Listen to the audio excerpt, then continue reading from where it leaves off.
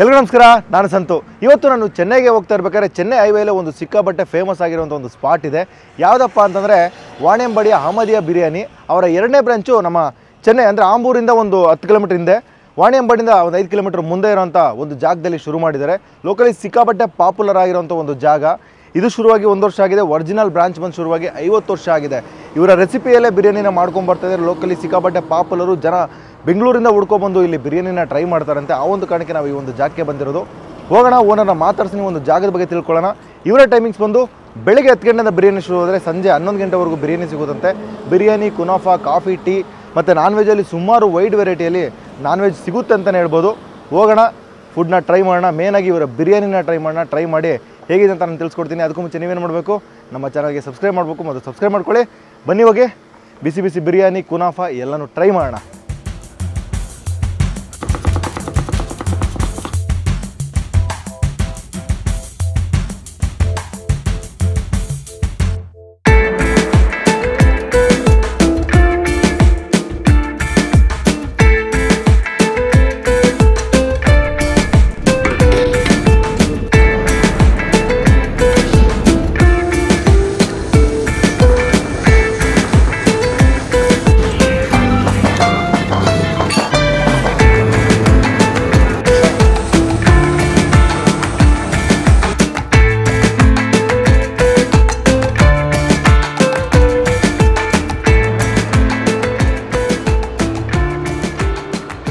ನಮ್ಮ ಐಟಮ್ ಬಂದಿದೆ.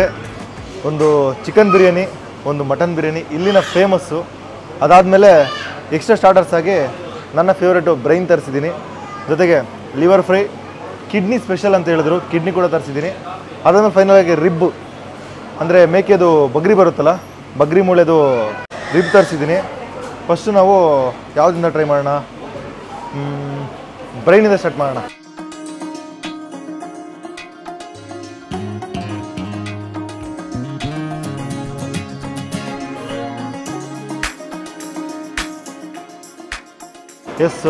ಬ್ರೈನು ತವಾ ಫ್ರೈ ಮಾಡಿದ್ದಾರೆ. ಫಸ್ಟು ಈರುಳ್ಳಿ ಮತ್ತು ಟೊಮೊಟೊ ಹಾಕಿ ಫ್ರೈ ಮಾಡಿಕೊಂಡು ಸ್ವಲ್ಪ ಜಾಸ್ತಿ ಆಯಿಲ್ ಹಾಕಿ ತವಾ ಮೇಲೆ, ಅದಾದಮೇಲೆ ಬ್ರೈನ್ನ ಚಾಪ್ ಮಾಡಿಬಿಟ್ಟು ಅದ್ರ ಮೇಲೆ ಕರ್ಬೇವಿನ ಸೊಪ್ಪು ಹಾಕ್ಬಿಟ್ಟು ಕೊಡ್ತಾರೆ. ಪೆಪ್ಪರ್ ಜಾಸ್ತಿ ಹಾಕ್ತಾರೆ, ಸುರಿತಾನೆ ಇರ್ತಾರೆ ಪೆಪ್ಪರು. ತಿನ್ನೋಣ.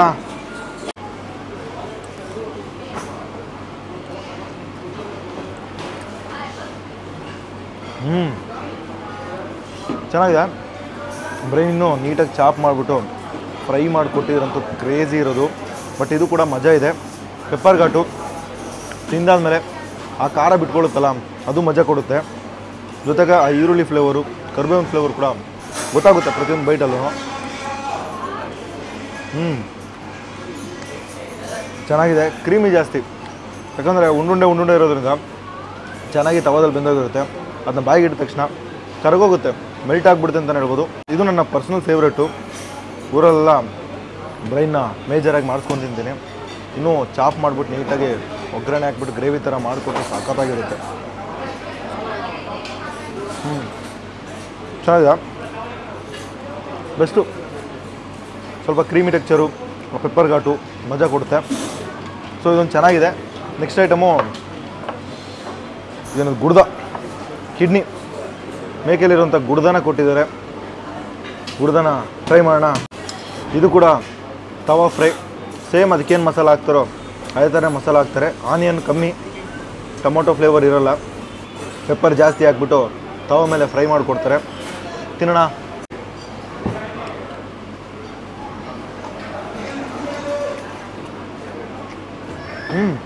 ಸೇಮು ಅದೇನು ಪೆಪ್ಪರ್ ಘಾಟ್ ಹೊಡೆದಿತ್ತು ಅದೇ ಥರನೇ ಘಾಟಿದೆ. ಸ್ವಲ್ಪ ಖಾರ ಕಮ್ಮಿ. ಇದು ಹೆವಿ ಸ್ಪೈಸಿ, ಇದು ಸ್ವಲ್ಪ ಸ್ಪೈಸಿ ಕಮ್ಮಿ. ಬಟ್ ಈ ಲಿವರ್ ಫ್ಲೇವರು, ಆ ಗುಡ್ದ ಫ್ಲೇವರು ಗೊತ್ತಾಗಲ್ಲ, ಅದನ್ನ ಮರ್ಜ್ ಮಾಡಿಬಿಡುತ್ತೆ. ಇದರಲ್ಲಿ ಮೇನಾಗಿ ಕೊಬ್ಬು, ಅದಿರೋ ಫ್ಯಾಟ್ ಮಸ್ತಾಗಿರುತ್ತೆ. ತಿನ್ನೋಣ.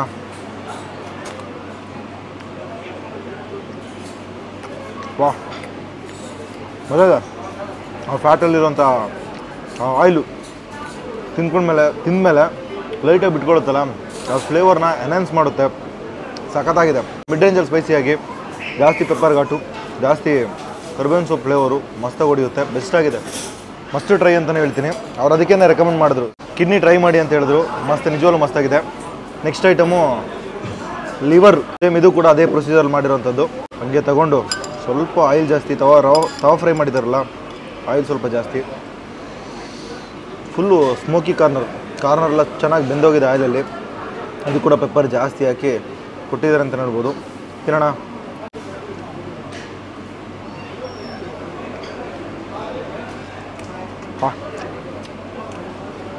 ಮಜಾ ಇದೆ, ಚೆನ್ನಾಗಿ ಬೆಂದೋಗಿದೆ ಪೀಸು. ಬೆಂದಮೇಲೆ ಅದ್ರ ಮೇಲೆ ಪೆಪ್ಪರು, ಕರ್ಬೇವಿನ ಸೊಪ್ಪೆಲ್ಲ ಉದುರಿಸಿರ್ತಾರಲ್ಲ ಅದ್ರ ಫ್ಲೇವರು, ಈ ಒಂದು ಲಿವರ್ದು ಒಂದು ಫ್ಲೇವರ್ ಸ್ಮೆಲ್ ಹೊಡಿಯುತ್ತೆ ಗೊತ್ತಾ, ಅದೊಂದು ಫ್ಲೇವರ್ ಇದೆ ಗೊತ್ತಾ, ಆ ಫ್ಲೇವರ್ನ ಮರ್ಜ್ ಮಾಡಿ ಸಖತ್ತಾಗಿದೆ ಅಂತಲೇ ಹೇಳ್ಬೋದು. ಇದು ಕೂಡ ಮಿಡ್ ಸ್ಪೈಸಿ, ನಿಮಗೆ ಜಾಸ್ತಿ ಸ್ಪೈಸಿ ಅನಿಸಲ್ಲ. ಬೇಕಾದ್ರೆ ಎಕ್ಸ್ಟ್ರಾ ಸ್ಪೈಸಿ ಪೆಪ್ಪರ್ ಹಾಕ್ಸ್ಕೊಂಡು ಪೆಪ್ಪರ್ ಹಾಕಿ ಫ್ರೈ ಮಾಡಿ ಅಂದರೆ ಮಾಡ್ತಾರೆ. ಏನಿದು, ಇದು ಕೂಡ ಸಖತ್ತಾಗಿದೆ. ಇವೆರಡು ಮಸ್ತು ರೆಕಮೆಂಡೆಡು. சார் வணக்கம். வணக்கம். உங்களோட பேர் சார்? என் பேர் முகமது ஜீஷான். வாணியம்பாடி அஹமதியா ஹோட்டல் எப்போ ஷுருவாச்சு? இது அல்ஹம்துலில்லாஹ் ரொம்ப தேங்க்ஸ். நீங்கள் கர்நாடகாலேருந்து தேடி வந்தது ரொம்ப வெரி ஹாப்பி. திஸ் ஆர் நீங்கள் எல்லாம் வந்தால் நம்மளுக்கு ஒரு என்கரேஜ்மெண்ட்டு, நம்மளுக்கு தேடி வந்தால் நம்மளுக்கு ப்ரௌடு இது. நம்மளது வந்து அல்ஹம்துலில்லாஹ் 49 இயர்ஸாக இருக்குது. 49 இயர்ஸ் ஆச்சு. டேட் தான் ஸ்டார்ட் பண்ணியிருந்தாரு. ஓகே, எங்கே ஸ்டார்ட் பண்ணது? அது வாணியம்பாடி மெயின் பிரான்ச் பஸ் ஸ்டாப்பில் இருக்குது. இன்னொரு பிரான்ச் இருக்கா? அதான் மெயின் பிரான்ச், அதான் அது 49 இயர்ஸாக இருக்குது வாணியம்பாடியில். ஓகே. அது ஒரு 250 sitting main authentic traditional Vaniyambadi biryani. Okay. நம்மளது வந்து ஃபேமஸ். சென்னை பெங்களூர்லேருந்து பக்கம் எல்லாம் வெறும் ஃபுட்டு ட்ரிப் மாதிரி வீக்கெண்டில் வருவாங்களா? பெங்களூர்லேருந்து கிளம்பி வந்து பிரியாணி சாப்பிட்டுட்டு ரிலாக்ஸ் பண்ணிட்டு பின்ன போயிடுவாங்க. ஜஸ்ட் ஃபார் சாப்பாடுக்காக நம்ம கடை தேடி ஒரு மெயின் வந்து நம்ம பிரியாணி, மட்டன் பிரியாணி வந்து ட்ரெடிஷ்னலாக அந்த காலத்தில் எப்படி பண்ணிட்டு இருந்தாங்களோ அதே மாதிரி அதே ட்ரெடிஷ்னல் மெத்தடு. ஃபேர்வுட் தான் இப்போ வரைக்கும் நம்ம யூஸ் பண்ணிட்டு இருக்கிறோம். ஃபேர்வுட் அந்த ப்ராசஸ், அதனால தான் நம்ம இன்னும் எங்கும் பிரான்ச்சஸ் எல்லாம் பண்ணாமல் மெயின் நம்ம வாணியம் பிரியாணி தான் famous. Plus other then that காலையில் நம்ம கிட்ட அங்கே மட்டன் ஆட்டுக்கால் பாயா, மட்டன் மூளை ஃப்ரை, மட்டன் சுக்கா, மட்டன் ஸ்பேர் பார்ட்ஸ்க்கெல்லாம் நம்ம ஃபேமஸ். காலையில் கிடைக்குமா? காலையில் வந்து மெயின் பிரான்ச்சில் வந்து காலையில் கிடைக்கும். எவ்வளோ மணிக்கு? காலையில் 7 o'clock எல்லாம் ரெடி ஆயிரும். இங்கே சண்டேஸில் வந்து நம்ம நெக்ஸ்ட் பிரான்ச் ஹைவேல ஜஸ்ட் 4 கிலோமீட்டர் அவுட்டரில் அங்கே பார்க்கிங் எல்லாம் இது க்ரௌட் ரொம்ப ரிட்டர்ன் போகிறாங்கன்னு இது ஒரு 1.5 years 2 years கிட்ட ஓப்பன் ஆகி சேம் டேஸ்ட் சேம் ரெசிபி எல்லாம் இங்கே அங்கங்க பண்ணுறாங்க. அது இங்கே தான் இது வந்து ஒரு 300 சிட்டிங் மாதிரி பண்ணியிருக்கிறோம். இது இப்போ 10 மாட்டேன், இது எக்ஸ்டெண்ட் பண்ணிட்டு இருக்கிறோம். ஓகே. அந்த வீக்கெண்ட்ஸ்ல எல்லாம் ஃபுல்லா இங்க கிரவுட் வெயிட்டிங் தான் இருக்கும். இன்னும் ட்ரெடிஷ்னலா இங்க பிரியாணி சேம் அதே ப்ராசஸ், அதனால தான் இது கூட சக்சஸ் ஆச்சு. ரெசிபி யாரோடது? ரெசிபி வந்து அம்மா இது பண்ணி கொடுத்தாங்க, இது பண்ணது. அப்பா வந்து அது அப்படியே நம்ம அப்படியே ஃபாலோ அப் பண்ணி. உங்களோட ஃபேமிலி தான் ரெசிபி? ஃபேமிலி. அப்போ அம்மா தான் மெயின். அப்பா வந்து இங்க நியர் பை ஆம்பூர் இருக்கு. ஆனாலும் உங்களோட ஃபேமஸ் அது வேற தனியா. அது வாணியம்பாடி பிரியாணினா நிறைய ஃபேமஸ். யார் வாணியம்பாடிக்கு சாப்பிட்ட பிரியாணி சாப்பிடுறாங்களோ அவங்க ரிட்டர்ன் திருப்பி வாணியம்பாடி பிரியாணிக்கு தான் வருவாங்க. ஆமா ஆமா. ஓகே, அவ்வளோ ஃபேமஸ். அதை விட்டு என்னென்ன கிடைக்கும் சார் உங்கள்கிட்ட? நம்ம வந்து ட்ரெடிஷ்னல் பிரியாணி அதெல்லாம் நம்ம வந்து இருக்குது அத்தென்டிக்காக அந்த காலத்துலேருந்து. Plus other then that for new generations we have introduced அது Arabian platter, tawa platter, tandoori platter, அந்த மாதிரி platter, 4 feet platters, Turkish platter, Arabian Turkish kunafa நம்ம ரொம்ப கிடைக்குமா? குனாஃபா ரொம்ப நல்லா போகும் இங்கே. ஓகே. அது துர்க்கிஷ் குனாஃபா அந்த மாதிரி எல்லாம் ஐட்டம் வந்து இன்ட்ரடியூஸ் பண்ணியிருக்கிறோம். ஓகே. மெயின் வந்து நம்ம வந்து லெஜெண்டரி பிரியாணிக்காக தான் நம்ம பிரியாணி தான் மெயின். உங்களோட மெயின் இது பிரியாணி தான். ஆமா ஆமா. இதெல்லாம் எக்ஸ்ட்ரா. G G G. அது விட்டு சார் வெஜ் கிடைக்காதா? ஒன்லி நான் வெஜ் வந்து நார்மலி இப்போ 4 பேர் 10 பேர்ல 2 பேர் வெஜ் வராங்க. அதுக்கு அது வெஜிடேரியன் நார்மலா இருக்கும். ஹைவே இருக்குல்ல, நீங்க फ्रेंड्स எல்லாம் வருவாங்க. நீங்க நான் வெஜ் சாப்பிட்டு வெஜிடேரியன் ஃப்ரெண்ட்ஸ்க்கு வெஜ் கூட ஆப்ஷன்ஸ் இருக்கு. அத we are famous for non veg only. non veg only. வெஜிடேரியனுக்கு ஆப்ஷன் இருக்கு. ஆப்ஷன்ஸ் இருக்கு. Okay okay okay. இது எந்த லொகேஷன் சார்? இது எக்ஸாக்ட்டா பெங்களூர்ல இருந்து 150 கிலோமீட்டர், சென்னையில இருந்து 200 கிலோமீட்டர்ஸ். இது in between Chennai and Bangalore. மிடில்ல இருக்கு. வாணியம்பாடில இருந்து ஒரு 5 கிலோமீட்டர் 4 to 5 கிலோமீட்டர்ஸ் வரும். ஓகே. ஆம்பூர்ல இருந்து ஒரு 10 கிலோமீட்டர்ஸ் பிஃபோர் இந்த நம்ம லொகேஷன் வரும். கூகுள் லொகேஷன் கிடைக்குமா? கூகுள்ல போட்டா நம்ம 3 பிரான்ச்சஸ் இருக்கு. ஆம்பூர்ல கூட இருக்கு. ஓகே. அது ஊருக்குள்ள இருக்கு. அது ஒரு பிரான்ச் ஊருக்குள்ள இருக்கு. ஆமா. மெயின் பிரான்ச் நம்ம வந்து ஹைவே பஸ் ஸ்டாண்ட் தான் வாணியம்பாடில இருக்கு. வாணியம்பாடில தான். ஓகே. உங்களோட டைமிங்ஸ் சார்? இது வந்து காலையில் 10:30க்கு ஓப்பன் ஆயிடுது. இது ஹைவே பிரான்ச். சண்டேக்கு காலையில் 7 மணிக்கே ஓப்பன் ஆயிரும். ஓகே. 10:30 to 11 o'clock வரைக்கும், நைட் 11 வரைக்கும் இருக்கும். எவ்ரிடே காலையில் நான்வெஜ் கிடைக்கும்? ஆமாம், காலையில் நான்வெஜ் கிடைக்கும். பிரியாணி வந்து 10:30க்கு இங்கே ரெடி ஆயிரும். அந்த கடையில் 9 o'clock ரெடி ஆயிரும். பஸ் ஸ்டாண்ட் கடையில் மெயின் வந்து நம்ம டீ வந்து அந்த அந்த கடையில் வந்து 3 மணிக்கே ஸ்டார்ட் ஆயிரும் காலையில். டீ கிடைக்குமா? டீ தான் நம்மளது ஃபேமஸ். நீங்கள் இது பண்ணால் அந்த சாப்பிட்ட அப்புறம் பிரியாணியோட டீ ஃபைனல் எண்டு பிரியாணிக்கு அப்புறம் அது ஃபைனல் டச்சு டீ தான். எல்லாம் இங்கே கூல் ட்ரிங்க்ஸ் எல்லாம் குடிக்க மாட்டாங்க, நம்ம டீ தான் குடிப்போம். டீ குடிச்சிட்டு அப்படியே ரிலாக்ஸாக போயிடுவாங்க. நம்ம வாணியம்பாடி பிரான்ச்ல வந்து காலையில் 3 மணிக்கே டீ ஸ்டார்ட் ஆயிரும். அதுக்கு ஒரு தனியாக க்ரௌட் வரும் அங்கே காலையில் 3 மணிக்கே. அது பஜார் இங்கே கிடைக்க மாட்டீ? இங்கே வந்து காலைல 12 o'clockலேருந்து ஸ்டார்ட் பண்ணுவோம். மத்தியானம் 12 o'clock இருந்து நைட் 11 வரைக்கும் டீ. 11 வரைக்கும், மிட் நைட் வரைக்கும் இருக்காது. மிட் நைட் வந்து 11 வரைக்கும் தான். 11 தான், 1:30 வரைக்கும். இது ஃபுட்டு எவ்வளோ மணி வரைக்கும் கிடைக்கும்? அது 11 o'clock வரைக்கும் இருக்கும். ஒரு டைம் ஜஸ்ட் சீக்கிரம் காலி ஆயிரும். நம்ம கூகுளில் ஃபோன் நம்பருக்கு ஃபோன் பண்ணி எடுத்து சொன்னால் எடுத்து வச்சிருவாங்க. நீங்கள் வர நம்ம வந்து எடுத்து வைங்கன்னா எடுத்து வந்து வச்சிருவாங்க. மெயின் நான் எவ்வளோ சொல்கிறத விட நீங்கள் வந்து டேஸ்ட் பண்ணிட்டு ரிவ்யூ நீங்கள் சொல்லணும். அது மெயின் நம்ம எவ்வளோ சொன்னாலும் நீங்கள் சொல்கிறது தான். ஒரு நாளைக்கு எவ்வளோ பிரியாணி ப்ரிப்பேர் ஆகுது? எவ்வளோ கேஜிஸ்? அது கேஜிஸ் நல்லா ஃபுல்லாக தான் போய் மெயின் பிரான்ச்சில் எவ்வளோ பண்ணுவாங்க ஒரு டைமுக்கு அட் அ டைம்? அது நம்ம வந்து 20 கேஜிஸாக பண்ணிட்டு வரோம். ஓகே. அப்புறம் லாஸ்ட்டில் ஒரு அடுப்பில் 20 கேஜி. ஆமாம், 20 கேஜி. எவ்வளோ அடுப்பு இருக்கு ஒரு டைமுக்கு? நம்மகிட்ட ஒரு 7 அடுப்பு இருக்கு. அட் அ டைம் 7 அடுப்பு பண்ணுவாங்க. 7 அடுப்பு நம்ம ஒருக்கு இந்த 20 கேஜிஸ் தான் அப்படியே இறக்கிட்டு வரோம். Okay okay. Chicken 20 KG, 140 KG per day. அது எப்படி இருக்கோ பார்த்து நம்ம நைட் ஆனா கஸ்டமர்ஸ் பத்தி தான் அப்பப்போ சூடாக பண்ணிட்டு இருப்போம். நைட் ஆனானே அப்படியே கம்மியாயிரும். லாஸ்ட் வந்து 10 கேஜிஸ் வரைக்கும் பண்ணுவோம். 10 கேஜிஸ் லாஸ்ட். அப்புறம் கஸ்டமர் என்ன சொல்றாங்க, ரொம்ப ரிக்வெஸ்ட் பண்ணா ஒரு 3 கேஜிஸ் அவங்களுக்கு போட்டு இது பண்ணிக்குவாங்க. உங்களோடது எந்த மாதிரி பிரியாணி சார்? கொஞ்சம் ஹைதராபாதி ஸ்டைல் இருக்கு, நாட்டி ஸ்டைல் இருக்கு. வாணியம்பாடி வந்து ஸ்பெஷல். அது வாணியம்பாடி பிரியாணியே தனியாவே. அது வந்து ஸ்பெஷல் பாஸ்மதி ரைஸ். மெயின் வந்து எல்லா தமிழ்நாட்டுல எல்லாம் ஜீரா சம்பா ரைஸ் தான் இது பண்ணுவாங்க. வாணியம்பாடி பெல்ட் மட்டும் பாஸ்மதி ரைஸ். அது அத்தென்டிக்கா ஃப்ளேவர்ஃபுல்லா இருக்கும். ஜாஸ்தியாக சாப்பிட்டு காரம் ஹா ஹூ எல்லாம் ஸ்வெட் அந்த மாதிரி எல்லாம் இருக்குது. நீங்கள் you can feel the taste. Just mutton will be just in melt in the mouth. Just soft அந்த மெல்ட் இன் த மவுத் இருக்கும். நீங்கள் சாப்பிட்டா you can have a 3 times a biryani in Vaaniyampally. You can have a 3 times a biryani a day. But you can't have any. It's not heavy for anybody. You can't have just heavy belly sensation, burning sensation எல்லாம் இருக்காது.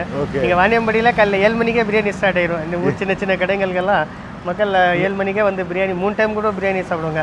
Just it's for Paradise for பிரியாணில வாணியம்பாடினா பிரியாணி தான். ஆமா, நம்ம கடையில இல்ல. நீங்க சின்ன கடையில டேஸ்ட் பண்ணா கூட பிரியாணி அது தனியாவே அது எல்லாத்துக்கும் ஒரு இது இருக்கும். ஏன்னா மெயின் அந்த வாணியம்பாடி இது தண்ணி, இது ஒரு காட்ஸ் கிஃப்ட் அது சொல்லுவாங்க. ಓಕೆ அந்த ತಣ್ಣಿல அந்த மாதிரி ಇದು ಇருக்கு.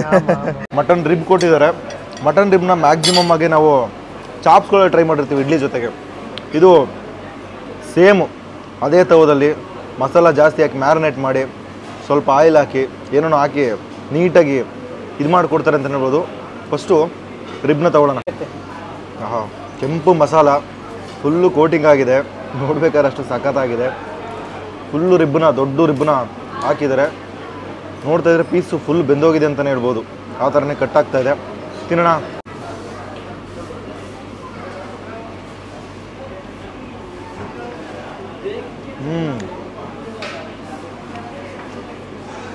ಭಾಳ ತುಂಬ ಬೇಕು. ದೊಡ್ಡ ಪೀಸಲ್ಲ,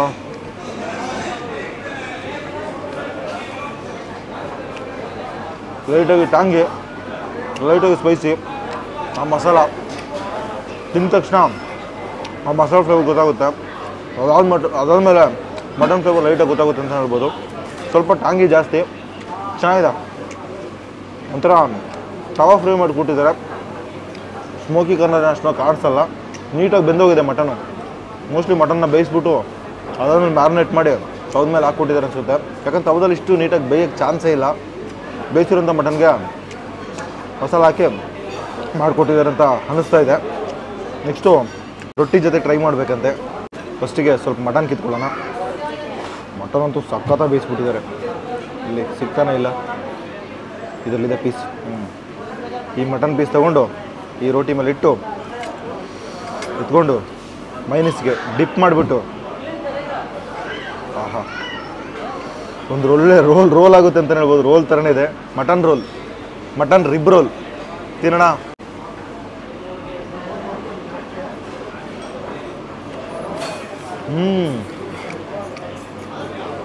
ಇದೆ ಈ ಮೈನಸ್ ಜೊತೆಗೆ ಆ ಟಾಂಗಿನೆಸ್ ಮಿಕ್ಸ್ ಆದರೆ ಸಖತ್ತಾಗಿದೆ.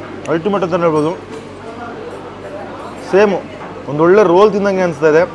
ಮಟನ್ನು ಚಿಕನ್ನು ಡಿಫ್ರೆನ್ಸ್ ಗೊತ್ತಾಗಲ್ಲ, ಆ ಥರ ಇದೆ. ಯಾಕೆಂದ್ರೆ ಟ್ಯಾಂಗಿನೆಸ್ಸು ಮರ್ಜ್ ಮಾಡಿಬಿಡುತ್ತೆ, ಅದ್ರ ಜೊತೆಗೆ ಮೈನಸ್ಸು ಬ್ಯಾಲೆನ್ಸ್ ಮಾಡುತ್ತೆ. ತಿನ್ನಬೇಕಾದ್ರೆ ಒಂದೊಳ್ಳೆ ರೋಲ್ ತಿನ್ನೋ ಫ್ಲೇವರ್ ಕೊಡುತ್ತೆ ಅಂತಲೇ ಹೇಳ್ಬೋದು. ಸಖತ್ತಾಗಿದೆ. ಇದು ಕೂಡ ಮಸ್ಟ್ ರೆಕಮೆಂಡೆಡು, ಟ್ರೈ ಮಾಡಿ ಒಂದು ಬಾರಿ, ಸಖತ್ತಾಗಿರುತ್ತೆ.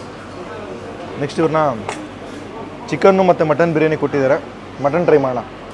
ಇವರ ಫೇಮಸ್ 50 ವರ್ಷ ಹಳೆಯ ರೆಸಿಪಿ. ಅವ್ರು ಹೇಳ್ತಾಯಿದ್ರು, ಸಾರ್ ವಾಣೆಂಬಾಡಿ ನೀರೇ ನಮಗೆ ಆ ಫ್ಲೇವರ್ ಕೊಡ್ತಾಯಿದೆ ಅಂತ. ಸರ್ವ್ ಮಾಡ್ಕೊಳ್ಳೋಣ. ಹೈದರಾಬಾದಿ ಸ್ಟೈಲ್ ಬಿರಿಯಾನಿ ಪೀಸ್ ಎತ್ಕೊಂಬೋಣ ಮೇನಾಗಿ. ಆಹಾ, ಹಾಕ್ಕೊಂಡು ಸ್ಪೂನೆಲ್ಲ ಸೈಡ್ಗಿಟ್ಟು ನೋಡಿ. ಹೆವಿ ಮಸಾಲ ಅನ್ಸಲ್ಲ, ನೋಡಬೇಕಾದ್ರೇ ಲೈಟ್ ಮಸಾಲ ಥರ ಫೀಲ್ ಆಗ್ತಾಯಿದೆ. ಇವರ ಸ್ಪೆಷಲ್ ಅಂದಮೇಲೆ ಬೆಸ್ಟಾಗೇ ಇರಬೇಕು. ಇದಕ್ಕಂತಲೇ ಬೆಂಗಳೂರು ಚೆನ್ನೈಯಿಂದೆಲ್ಲ ಫ್ಯಾನ್ ಬೇಸ್ ಇದೆಯಂತೆ. ವೀಕೆಂಡ್ ಆದರೆ ಹುಡ್ಕೊಂಡು ಬಂದು ಟ್ರೈ ಮಾಡ್ತಾರಂತೆ. ಸ್ವಲ್ಪ ಪೀಸ್ ಮುರ್ಕೊಂಡು ಇವರ ಬಿರಿಯಾನಿ ಜೊತೆಗೆ ತಿನ್ನೋಣ. ಅದಾದಮೇಲೆ ಬರೀ ಬಿರಿಯಾನಿ ಟ್ರೈ ಮಾಡೋಣ. ಪೀಸ್ ಅಂತೂ ಸಖತ್ತ ಬೇಯಿಸಿದ್ದಾರೆ. ಕಟ್ ಮಾಡಿದ ತಕ್ಷಣ ಹಂಗೆ ಓಪನ್ ಆಗ್ತಾಯಿದೆ. ತಿನ್ನೋಣ.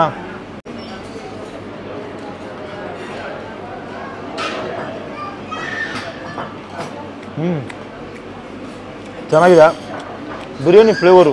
ಆ ಮಟನ್ ಹಾಕಿದಾಗ ಕೂಡ ಆ ಫ್ಲೇವರ್ ಬಿಟ್ಕೊಡುತ್ತಲ್ಲ, ಮಜಾ ಕೊಡುತ್ತೆ. ಒಂದೊಳ್ಳೆ ಅಥೆಂಟಿಕೇಟೆಡ್ ಬಿರಿಯಾನಿ ತಿಂದಾಗ ಅದು ಫ್ಲೇವರು ಆ ರೈಸಲ್ಲಿ ಹಿಡಿದಾಗ್ಲೇ ಅದು ಬಿರಿಯಾನಿ ಕಂಪ್ಲೀಟ್ ಆಗೋದು. ಇಲ್ಲಾಂದರೆ ನಾರ್ಮಲ್ ಕುಷ್ಕ ಥರ ಆಗ್ಬಿಡುತ್ತೆ, ಇಲ್ಲ ನಾರ್ಮಲಾಗಿ ಜೀರಾ ರೈಸ್ ಮಾಡ್ತಾರೆ ಗೊತ್ತಾ, ಆ ಟೈಪ್ ಅನಿಸ್ಬಿಡುತ್ತೆ. ಬಟ್ ಇದರಲ್ಲಿ ಬಿರಿಯಾನಿ ಪಕ್ಕ ಆ ಒಂದು ಫ್ಲೇವರು ರೈಸಲ್ಲೂ ಹಿಡಿದಿದೆ. ರೈಸ್ ಇನ್ನೊಂದು ಬಾರಿ ತಿನ್ನೋಣ. ವಾ, ಚೆನ್ನಾಗಿದೆ. ಮೊಸರು ಬಜ್ಜಿ ಹಾಕೊಂಡು ತಿಂದರೆ ಇನ್ನೂ ಸಖತ್ತಾಗಿರುತ್ತೆ. ಒಂದೊಳ್ಳೆ ಬಿರಿಯಾನಿ. ನಾನು ಸುಮಾರು ಕಡೆ ಹೈದರಾಬಾದಿ ಬಿರಿಯಾನಿ ಟ್ರೈ ಮಾಡಿದ್ದೀನಿ as A Hyderabadi biryani lover ಆಗಿ. ಇದು ಬಾಸುಮತಿ ರೈಸಲ್ಲಿ ಮಾಡಿರುವಂಥ ಬಿರಿಯಾನಿ ಸೇಮ್ ಅದೇ ಹೈದರಾಬಾದಿ ಸ್ಟೈಲಲ್ಲೇ ಮಾಡಿದ್ದಾರೆ. ಬಟ್ ಬೆಸ್ಟಾಗಿದೆ, ನೆಕ್ಸ್ಟ್ ಲೆವೆಲ್ ಟೇಸ್ಟು. ಪೀಸ್ ಕೂಡ ಫುಲ್ಲು ಸಾಫ್ಟಾಗಿ ಚೆನ್ನಾಗಿ ಬೇಯಿಸ್ಬಿಟ್ಟಿದ್ದಾರೆ. ಹೆವಿ ಮಸಾಲ ಇಲ್ಲ, ಹೆವಿ ಖಾರ ಇಲ್ಲ. ದೊಡ್ಡವರಿಂದ ಚಿಕ್ಕವರವರೆಗೂ ನೀಟಾಗಿ ಕೂತ್ಕೊಂಡು ಸ್ಪೈಸಿ ಇಲ್ಲದೆ, ಖಾರ ಇಲ್ಲದೆ, ಸ್ಪೈಸಿ ಉಪ್ಪು ಜಾಸ್ತಿ ಇಲ್ಲದೆ ಒಂದು ಮಿಡ್ ರೇಂಜಲ್ಲಿ ತಿನ್ನೋವಂಥ ಒಂದು ಒಳ್ಳೆ ಬಿರಿಯಾನಿ. ಸೊ ಇವಾಗ ಗೊತ್ತಾಯಿತು, ಅವ್ರು ಹೇಳ್ತಾಯಿದ್ರು ವೀಕೆಂಡಲ್ಲಂತ ಕ್ರೌಡ್ ಜಾಸ್ತಿ ಇರ್ತಾರೆ ನಮ್ಮ ಬಿರಿಯಾನಿಗಂತ. ಈ ಬಿರಿಯಾನಿ ತಿಂದಮೇಲೆ ಹಾಗೆ ಅನ್ನಿಸ್ತಾ ಇದೆ, ಹುಡ್ಕೊಂಡು ಬರೋವಂಥ ಒಂದು ಬಿರಿಯಾನಿನೇ. ಓ ತಗೋಲ್ಲ.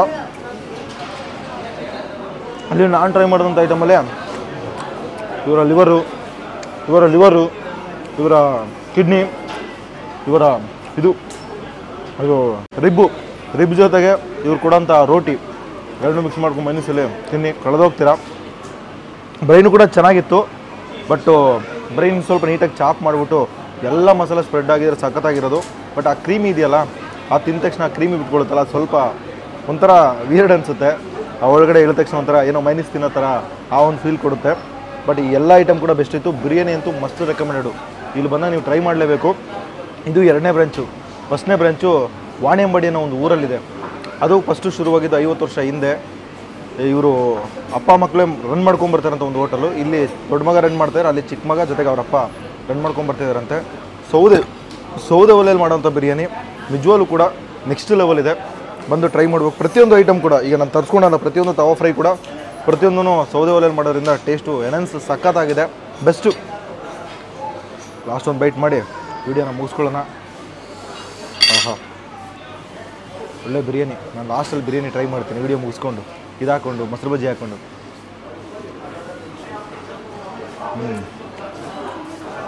ಸೊ ನೀವೇನಾದರೂ Chennai to Bengaluru to Chennai travel ಮಾಡ್ತಾಯಿದ್ರೆ, ಬೆಂಗಳೂರಿಂದ 150 ಕಿಲೋಮೀಟ್ರು, ಚೆನ್ನೈಯಿಂದ ಅರೌಂಡ್ 200 ಕಿಲೋಮೀಟ್ರು ಮಿಡ್ ರೇಂಜಲ್ಲಿ ವಾಣೆಂಬಾಡಿ ಅನ್ನೋ ಒಂದು ಊರಿದೆ. ಕರೆಂಟ್ ಹೋಯಿತು. ವಾಣೆಂಬಾಡಿ ಅನ್ನೋ ಊರಿಂದ ಒಂದು 4 ಕಿಲೋಮೀಟ್ರ್ ಹಿಂದೆ ಈ ಕಡೆ ಇದು ಬರುತ್ತೆ ಆಂಬೂರಿಂದ ಒಂದು 10 ಕಿಲೋಮೀಟ್ರು ಒಳಗಡೆ ಹೈವೇಲೆ ಲೆಫ್ಟ್ ಸೈಡಲ್ಲಿ ಒಂದು ದೊಡ್ಡ 2 ಫ್ಲೋರಲ್ಲಿ ಮೇಂಟೈನ್ ಮಾಡ್ಕೊಂಬರ್ತಿದ್ದಾರೆ. ಗ್ರೌಂಡ್ ಫ್ಲೋರಲ್ಲಿ ಸಿಟ್ಟಿಂಗ್ ಇದೆ, ಜೊತೆಗೆ ಒಂದು ಸಪ್ರೇಟು ಕಾಟೇಜ್ ಥರ ಮಾಡಿ ಅಲ್ಲೂ ಕೂಡ ಸಿಟ್ಟಿಂಗ್ ಆಂಬಿಯನ್ಸ್ ಇದೆ, ಮೇಲ್ಗಡೆ ಕೂಡ ಸಿಟ್ಟಿಂಗ್ ಆಂಬಿಯನ್ಸ್ ಇದೆ. ಫ್ಯಾಮಿಲಿ ಜೊತೆ ಬಂದರೆ ಒಳಗಡೆ ಕೂತ್ಕೊಂಡು ತಿನ್ಬೋದು, ಇಲ್ಲ ಆಚೆ ಕೂತ್ಕೊಂಡು ತಿನ್ಬೋದು, ಇಲ್ಲ ಮೇಲ್ಗಡೆ ಕೂತ್ಕೊಂಡು ತಿನ್ಬೋದು. ಇನ್ನೂ ಬೇಡ ನಾನು ಆಚೆ ಬಿಸಿಗಳಿ ತೊಗೊಂಡು ತಿಂತೀನಿ ಅಂದರೆ ಆಚೆ ಕೂಡ ಜಾಗ ಇದೆ. ಅಲ್ಲಿ ಆ ಕಡೆ ಸೈಡಲ್ಲಿ ಜ್ಯೂಸ್ ಕಾರ್ನರು ಅದು ಇದು ಸಮಥಿಂಗ್ ಏನೋ ಮಾಡ್ತಾಯಿದ್ದಾರೆ. ಜ್ಯೂಸ್ ಜೊತೆಗೆ ಈ ಕುನಾಫಾ ಆ ಒಂದು ಟೈಪಲ್ಲಿ ಮಾಡ್ತಾಯಿದ್ದಾರೆ. ಟೀ ಕೂಡ ಆಚೆ ಮಾಡ್ತಾಯಿದ್ದಾರೆ. ಇವ್ರು ಹೇಳ್ತಾಯಿದ್ರು ಟೀ ನಮ್ಮ ಬಿರಿಯಾನಿ ತಿಂದು ಫೈನಲಾಗಿ ಒಂದು ಟೀ ಕುಡಿದ್ರೆ ಎಂಡಾಗುತ್ತಂದರು. ಟೀನ ಟ್ರೈ ಮಾಡಿದ್ರೆ ನಿಜವಾಗ್ಲೂ ಕೂಡ ಸಖತ್ತಾಗಿದೆ. ಲಾಸ್ಟ್ ಒಂದು ಐಟಮ್ ಇದೆ, ಅವ್ರಿಗೆ ಕುನಾಫಾ ಅಂತ ಹೇಳಿದ್ದೆ, ಬಟ್ ಇನ್ನೂ ಅವ್ರು ಮಾಡಿ ಕೊಟ್ಟಿಲ್ಲ. ಸೊ ಕೇಳಿ ಕುನಾಫಾನ ಟ್ರೈ ಮಾಡಿ ನಾನು ವಿಡಿಯೋನ ಎಂಡ್ ಮಾಡ್ಕೊತೀನಿ.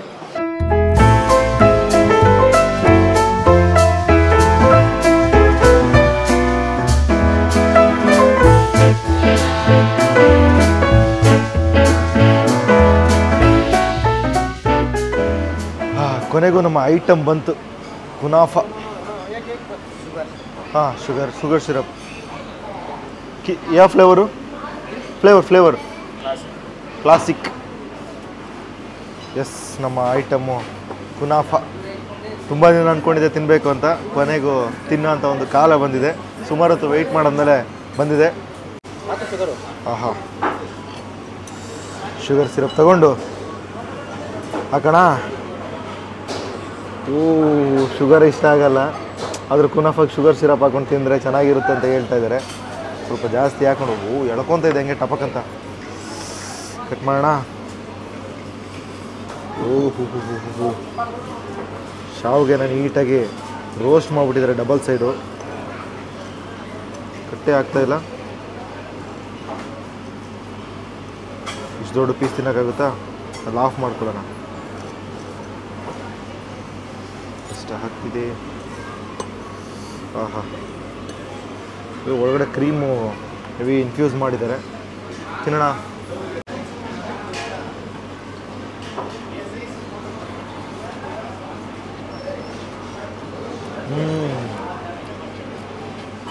ಸಖತ್ತಾಗಿದೆ. ಆ ಕ್ರೀಮು ಒಳಗಡೆ ಫ್ರೆಶ್ ಕ್ರೀಮ್ನ ಇನ್ಫ್ಯೂಸ್ ಮಾಡಿರ್ತಾರಲ್ಲ, ಆ ಕ್ರೀಮು ಮೇಲ್ಗಡೆ ಹಾಕಿರೋಂಥ ಶುಗರ್ ಸಿರಪು ಕೆಳಗಡೆ ಇಳಿಯುತ್ತೆ. ಆಚೆ ಔಟರ್ ಲೇಯರ್ ಇರುವಂಥ ಇದು ಶಾವಿಗೆ ಚೆನ್ನಾಗಿ ಬೆಂದೋಗಿ ಕರುಮ್ ಸಿಗ್ತಾ ಇರ್ಬೇಕಾದ್ರೆ ಒಳಗಡೆ ಸ್ವೀಟ್ ಇಳಿತಾ ಇದ್ದರೆ ಸ್ವರ್ಗ ಅಂತಲೇ ಹೇಳ್ತೀನಿ. ಮೇಲ್ಗಡೆ ಪಿಸ್ತಾ ಪೌಡ್ರನ್ನು ಕೊಟ್ಟಿದ್ದಾರೆ, ಅದನ್ನು ಸ್ವಲ್ಪ ಹಾಕ್ಕೊಂಡು ತಿನ್ನೋಣ. ಫಸ್ಟ್ ಟೈಮ್ ಆದರೂ ಬೆಸ್ಟ್ ಆಗಿದೆ ನಿಜ, ಮಸ್ಟ್ ಟ್ರೈ.